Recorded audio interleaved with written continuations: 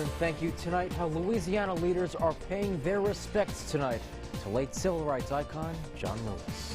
And how the Capital Area United Way is helping some single moms during the COVID-19 pandemic. And a good evening to you at 6 o'clock. I'm Harrison Golden. And I'm Crystal Whitman. Thank you for joining us for NBC Local 33 News at 6. Well, today the Louisiana Department of Health announced it will no longer update the state's COVID-19 numbers on Saturdays. That said, the state does have some trends worth talking about, though. Let's take a look at them right now. Over the past week, Louisiana has seen nearly 14,000 COVID-19 cases tested positive and almost 130 more deaths. And the numbers of people hospitalized and on ventilators have also risen over the past 7 days. The state has seen close to 300 more people hospitalized with COVID-19 complications and just under 40 more people on ventilators. Now, amid some of these tough times for working families, one group, though, is offering some help for single mothers in the Baton Rouge area. And NBC Local 33's Kara St. Cyr explains how the Capital Area United Way, they are pitching in. For some, access to food is already a challenge in itself. But in times like these, finding the resources you need can be even harder to come by. Food is very hard for them. They're not working, so they don't have access to food. Many of them live in food deserts where they can't receive, easily go to a grocery store. By them, Charlene Montalero means single mothers. To women already struggling to feed their families, this pandemic is making access much worse. That's why she decided to volunteer with United Way's Women United to lend a hand to mothers in need. We know that we need to step up and help each other. That's what this is all about, helping each other.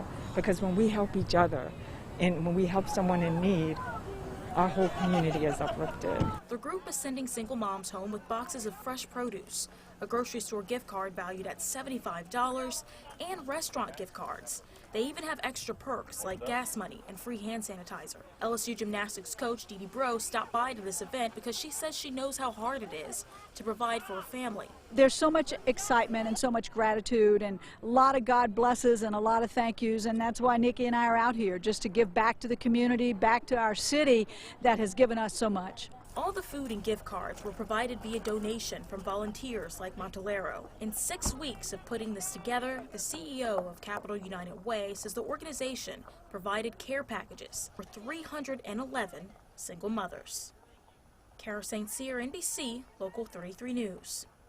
And as Kara St. Cyr just reported, we are told 311 care packages were provided for families today. The CEO of the organization says the community can look forward to more upcoming events.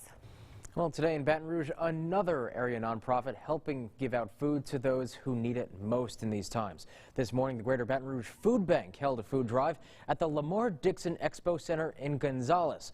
Volunteers with the food bank and Army service members helped distribute frozen food, refrigerated meals, and milk to families in need during this pandemic. It makes every one of us proud because we're here for our community. We're here to help. We do what we can to give this food out to the ones in need. And that was Sergeant First Class Mullins, and he says that they helped today around 1,500 families at today's event. And also today, a local reverend has switched gears to help those impacted by the coronavirus pandemic. Now, many people lined up for free masks this morning at Bel Air High School. Reverend Reginald Pitcher, along with several volunteers, handed out masks to those who needed one. Reverend Pitcher says that it's more important now than ever before for people to wear a mask. The statistics show every day somebody's infected, every day somebody is dying. So you don't have to be a rocket scientist to understand that there's a correlation between not wearing a mask and getting affected as opposed to wearing a mask and possibility of not getting infected. So that's my message, man. Wear the mask. Now, Reverend Pitcher also tells us he plans to keep doing these mask giveaways every weekend until further notice. And tonight, people across the country are mourning the loss of civil rights icon and U.S. Representative John Lewis. The 80-year-old congressman's months-long fight with cancer ended last night. And tonight, NBC's Dan Skenneman looks at his life and legacy. We're marching today to dramatize to the nation, dramatize to the world. From Selma to Washington, John Lewis dedicated his life to the fight for civil rights. On one hand, we made a lot of progress, but come distance. But we're not there yet. The son of sharecroppers, he believed nonviolent action could ignite social change. We can change America, and in changing America, we can change the world.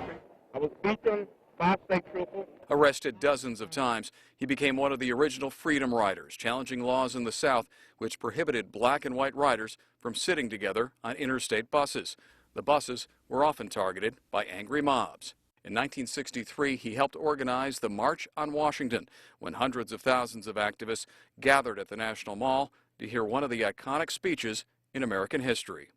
Later, Lewis worked to organize the marches from Selma to Montgomery, which included the confrontation on the Edmund Pettus Bridge, where marchers were met by Alabama state troopers. As he grew older, Lewis took his fight for social justice to Congress. One paper said he was the only major former civil rights leader to extend his fight for human rights to the halls of the Capitol. The time for silence and patience is long gone. We're calling on the leadership of the House to bring common sense gun control legislation to the House floor. Give us a vote. One of the leading liberals in Washington, Lewis didn't back down from a fight. In his later years, Lewis spent much of his time educating and inspiring the next generation. And I said to all of the young people, you must get out there and push and pull and make America what America should be for all of us. From his activism in the civil rights movement. In 2011, President Obama, the nation's first African-American president, awarded John Lewis the Presidential Medal of Freedom, the nation's highest civilian honor. And generations from now, when parents teach their children what is meant by courage, the story of John Lewis will come to mind. That courage was tested again when Lewis learned he had stage 4 pancreatic cancer. He said, quote, "I've decided to do what I know to do and do what I have always done. I'm going to fight it." John Lewis, who believed equality, could not wait. Dan Sheneman, NBC News. Now, Lewis's impact stretched across the country, including much of the Deep South. That means right here in Louisiana, too. Well, we spoke earlier with Louisiana's NAACP president, Mike McCallahan, to get his thoughts on the passing of the former civil rights leader. But when John Lewis's name came up, you know, you could hear the rallies, you know, you hear the energy that name pushed in the room. And I remember a couple years ago, he came to Baton Rouge, and the energy, the excitement that was around this town because a John Lewis was coming to the town was like none other. It was like no football game. It was like nothing but, hey, this icon that has blazed trails for us is coming to Baton Rouge. We were so excited.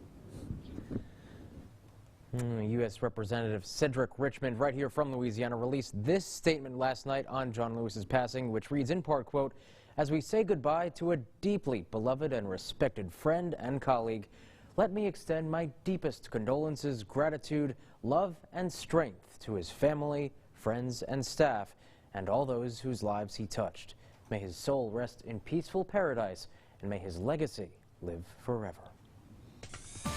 Well, still to come here tonight in sports, we'll take a look at an LSU pitcher turned pro. His name is Cole Henry, and we'll check out how his skills stand apart from the rest. And how the COVID-19 pandemic is impacting the coin supply. That's up next on NBC Local 33 News at 6.